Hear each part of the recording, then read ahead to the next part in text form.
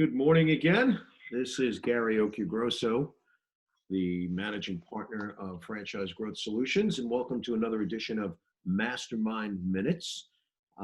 This is the webcast where we share tips from experts in minutes, not hours. Typically, it's one expert, one question, and we get it done. And then you are free to reach out to our guests directly for follow-up or more detailed information.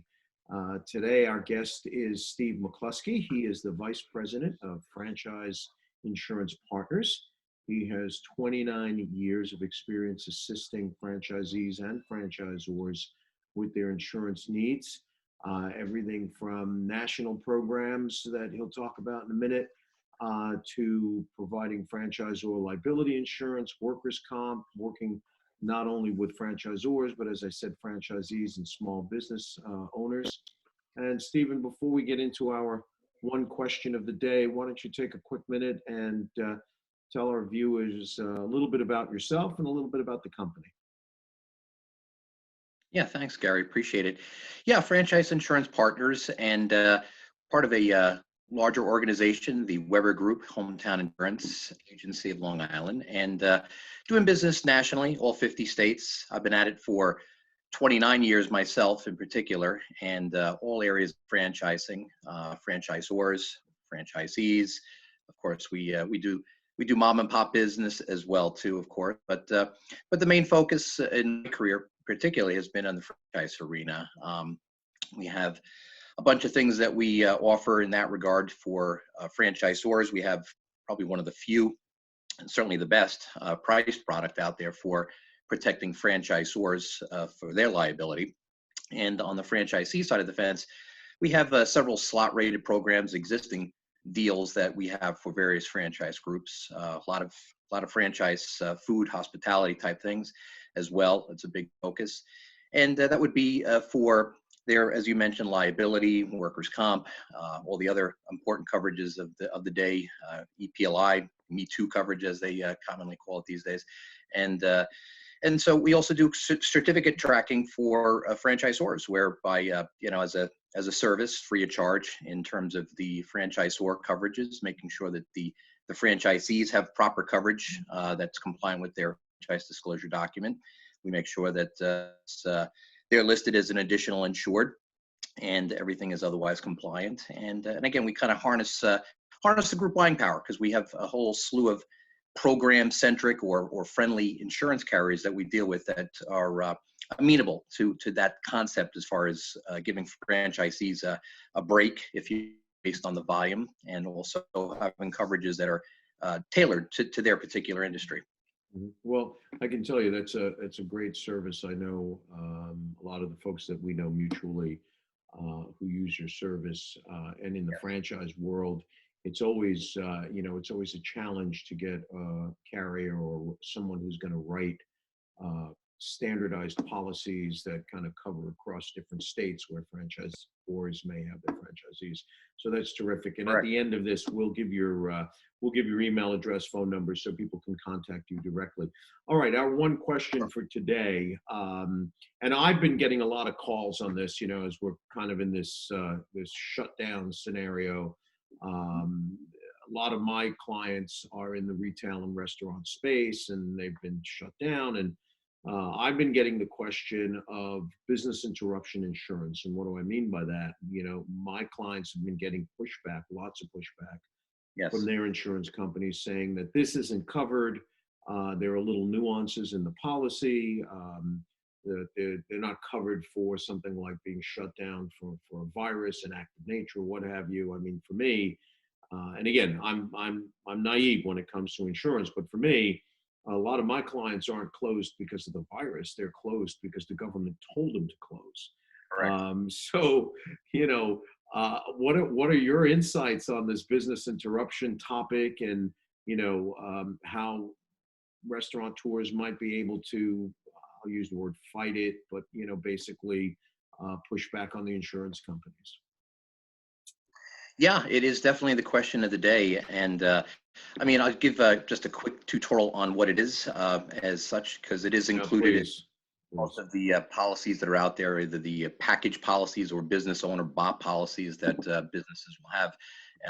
And essentially, it's meant to cover the lost income, the lost business sales from the whatever the covered loss is. And of course, that's the question, right? Insurance carriers are saying that this virus, there's an exclusion on many policies that is a bacterial virus exclusion, of course. But the greater issue is that business income is usually tied into a property loss of some sort. So, for instance, a fire or someone takes down the pole in front of the restaurant or something, and you have for electric or whatever. So you can't operate. So, given whatever the policy terms are, deductible, that type of thing, you'd be able to recoup your business income and so forth. So that's been the thing. Now, of course, again, the insurance companies are pushing back, based on those two principles, saying that this hasn't been consistent with what would be lost. There's probably tens of thousands of lawsuits that I've heard of that are around the country from various insureds to the insurance companies, saying that the language really, this type of thing was never meant to be excluded or whatever, certainly in their exclusions for virus and bacteria. You have legal minds greater than mine, of course, that are looking at all the details in the fine print to that. That said, there's also been legislation that's been put forth in several states, New York in particular, where I am, New Jersey for one.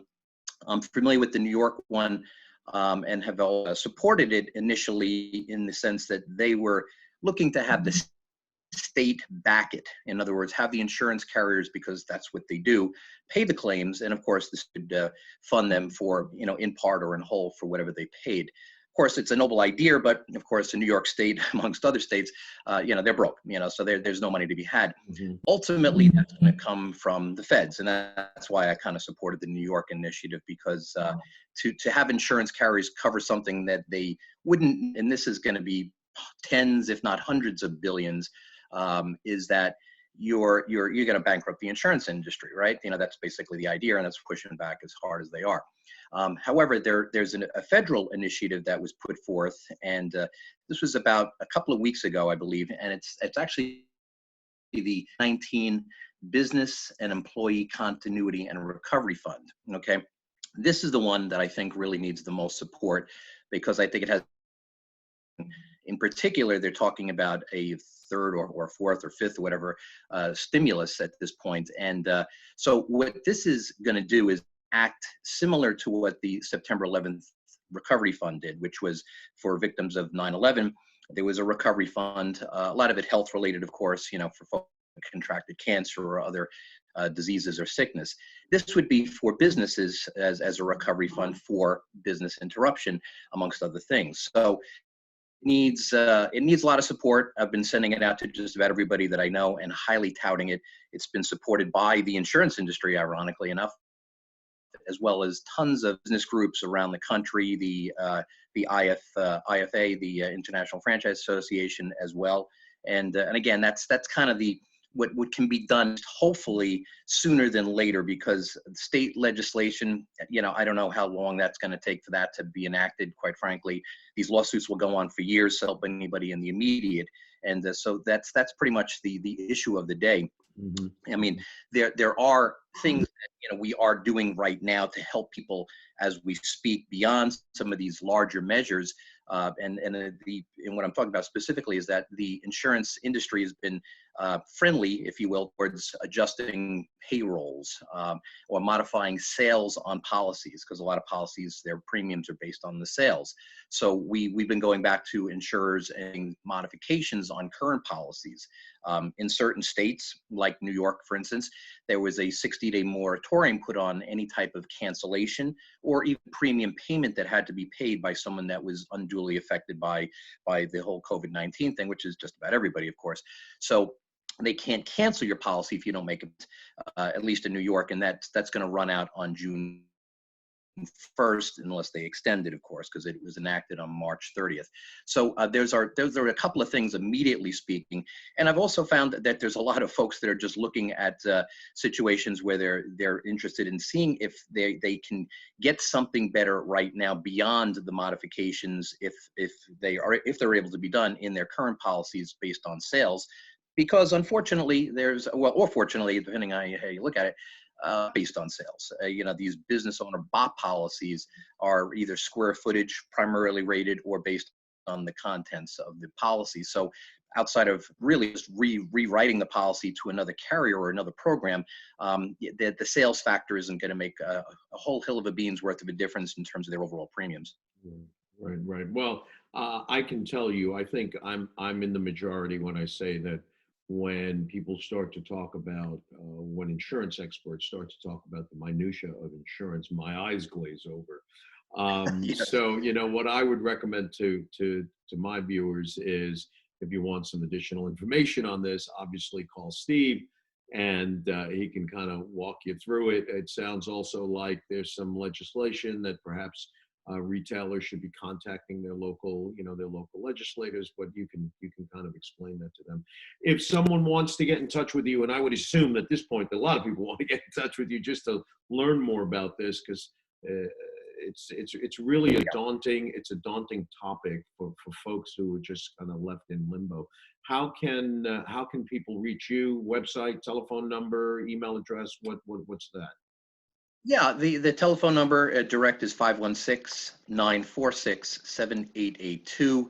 The email, it's smccluskey, which is McCluskey at hometowninsurance.com. And yeah, I would love to answer anybody's questions and certainly guide them towards, certainly I've been doing a lot of that. I've been sort of doubling as a business advocate and insurance lobbyist, or at least a lobbyist for business as well, with respects to some of these larger issues with the legislation. But certainly, obviously, the insurance part of it is the big focus, of course, and seeing what we Right. can do day to day. Right. Okay, great. And for those of you who didn't get the email address and the telephone number, no worries. As you know, we always amplify this. It'll be on my social sites. It'll be on LinkedIn. It'll be on the Franchise Growth Solutions website, as well as on our online magazine, franchisemoneymaker.com. So we'll post the website, we'll post your email address and contact information. Stephen, thank you for being with us today and kind of unraveling what is always a difficult topic, especially in these difficult times. I appreciate the time you spent with us today. Great. Thank you again, Gary. Great. Be well and stay safe.